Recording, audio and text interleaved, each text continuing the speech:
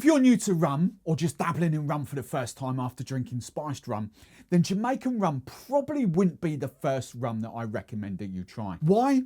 Because Jamaican rums are something else. We refer to them as proper funky, and that's down to their methods of production, which is like no other rum producing country. Comparing Jamaican rum to Barbados rum, for example, while they're both English styles of rum, Jamaican rum is known for its high esters and its pot still. Although I have to point out, Appleton is actually kind of a blend and lots of column still rum in there as well. However, once you get the taste of a Jamaican rum, that kind of funk or hogo, as it's sometimes referred to, is unmistakable. Think kind of overripe banana, pineapple kind of mango notes, those kind of tropical notes to a rum. And the best way I can really relate it to you, because Scotch has got a little bit more knowledge, especially in the UK. If I said an Islay whiskey to a lot of people, people's heads would automatically go, oh, Islay, that's kind of heavily smoky, really peaty whiskies. And that's true. Islay whiskies are like nothing else produced in Scotland. They are proper peaty, smoky whiskies. Jamaican rums are very similar to that, not in the peaty, smoky sense, in the fact that they are completely unrelatable to any other rum. You just do not get that rum funk in other rum producing countries. And to understand kind of Jamaican rum and the funk, which admittedly I'm on my journey as much as you guys, I'm learning as we go along here.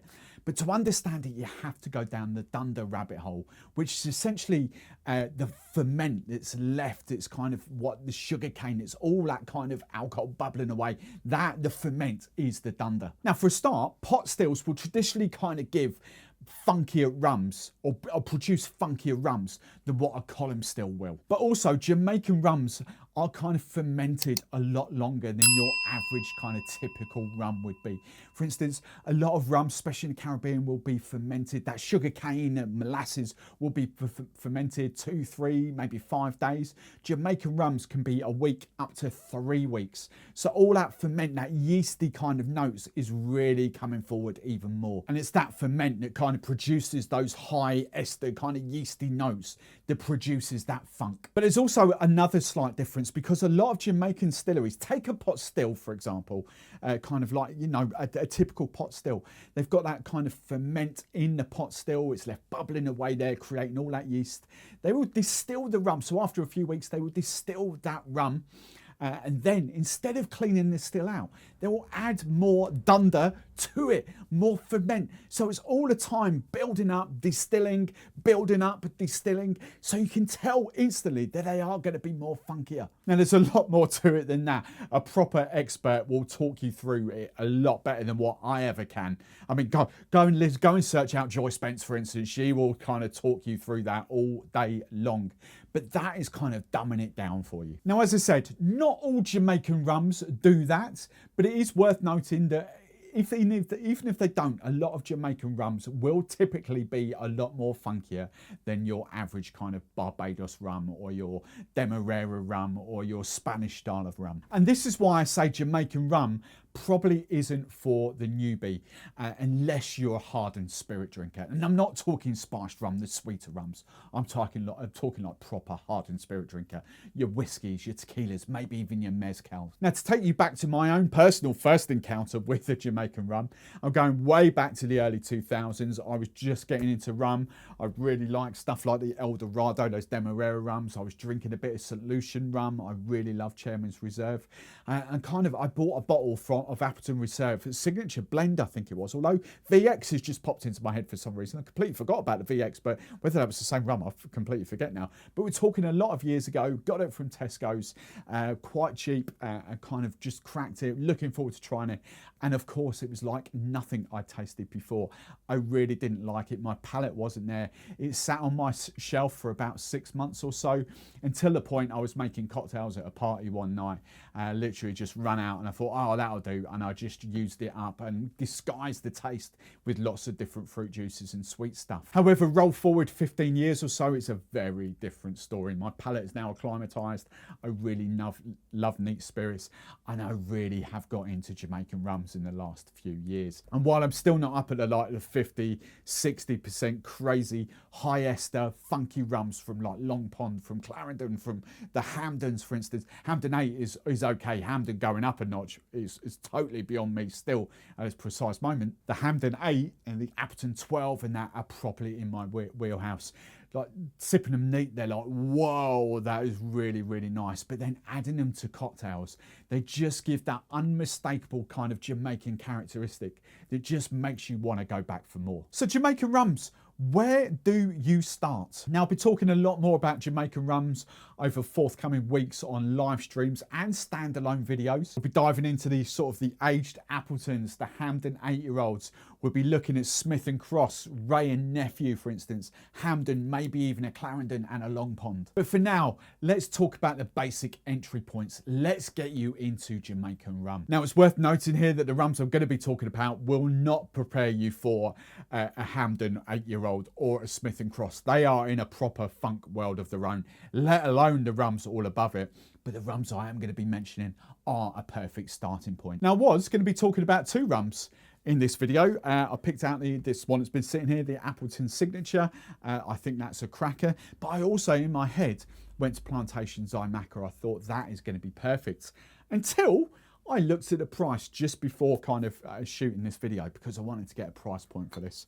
The Appleton Signature, roughly sort of £22 here.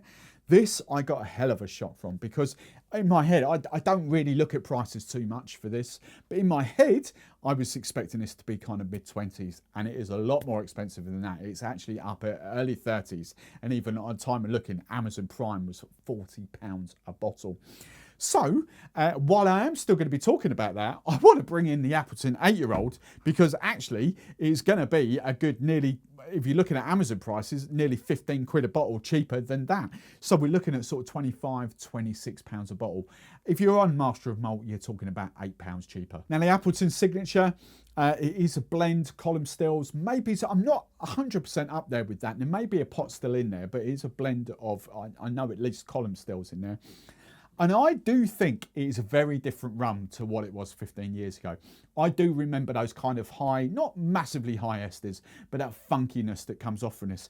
And now it has really changed. While it's completely different, and I think it's this one, yeah, completely different from like a Barbados. I've got Dawley's Dawley's 5-year-old, just to compare the two there. Completely and utterly different rums. You still don't get that kind of inherent Jamaican funkiness from it, but it is a lovely sipping rum. I do get those kind of ripe banana notes from it. I do get hints of tropical kind of pineapple notes coming through, but I get little bits of kind of toffee and ginger off it. So it's perfect for sipping neat for an entry point. It's a perfect kind of cocktail rum as well. So then we come on to the Plantation Xaymaca, which again, I won't say it disappointed me when I first got it, but I was expecting a little bit more from it. On the nose, it really delivers on that sort of Jamaican funk. You're like, oh, here we go. You get that unmistakable sort of really overripe banana. The pineapple notes really come off there and you're thinking, well, this is going to be proper funky. However, on the taste, it does lose it. They don't market this as an entry level kind of Jamaican rum, especially at kind of the price. It is 33 to 40 pounds. But it is precisely that. Interestingly, for a plantation rum, the dosage is nil in this. There's absolutely no sugar added, no age statements on here, because they have got blends of different aged rums in there. So there might be well, there is 3-year-old rums in there, but there might be a bit of 5-year-old rums in there, but there might be a young, fresh rum in there as well. Hence, there are no age statements. It's a drier rum. Hints of ginger. You still get a bit of pineapple, a bit of banana on there. Probably kind of more sort of toffee, oaky spice. That's what I'm going for off this compared to the Appleton. But again, it kind of does give you a different idea of what a Jamaican rum could be. And the other thing, I'm not sure I've mentioned, the blend of rums in here is Long Pond and Clarendon. But if you do get a bottle of this and you enjoy it, you smell it, that smell is kind of what you're in for when you go up a few notches in Jamaican rum, because that smell is proper Jamaican funk. It just doesn't really come out in the rum when you taste it. However, bringing the Appleton 8-year-old into the party, this is a completely different thing, because yes, while you still do not get the funk, the ripe banana, the higher esters that you're gonna get even off the Appleton 12-year-old to a certain extent, but off the Hamden 8-year-old, off the Smith & Cross, you know, it is not preparing you for that. As far as Jamaican rum goes, this is absolutely glorious. It's a brand new bottle for me. As I say, I do firmly believe that these rums are, and I haven't looked back at other older reviews, but I do firmly believe they are different blends to what they were a few years ago. But oh boy, I really enjoy this. 25, 26 pounds for this. I think it's an absolute bargain. It's a 43%. Interesting, I think the Xaymaca, I didn't say that, I think the Xaymaca is 43% as well. Yeah, 43% compared to 40. So they're both 43. They've got that little extra bit of booze. But from the Appleton 8-year-old, the honey notes for me are what is the most prominent. Yes, that slight hint of sort of banana and pineapple, but it's the honey with apple. You kind of got a little bit of toffee going on in there, but it's the honey notes that really shine through. This, as a sipper, is absolutely delicious. So which one would I recommend you buy? Well, as I've said through this, none of these are really going to prepare you for big, funky Jamaican rums. You need to kind of properly go down your rum journey before you get to that stage. Because I think, and as it did for me, trying something that's properly funky, if I'd have had that Hamden 8-year-old 15 years ago, it would have probably put me off rum for life. Well, if that's what rum tastes like, I don't want to know. Now, I really appreciate it. But it's an out-and-out Jamaican rum. In my head, as much as I love Plantation, I love the brand, I love all that. In my head, if you want to go straight in for the 8-year-old, I would firmly back you there. Maybe if you're really just starting out, the Appleton Signature, and then work up to the 8-year-old. But if money's not a huge deal for you, mid-20s, and you kind of really enjoy your rum, the Appleton 8-year-old is stunning.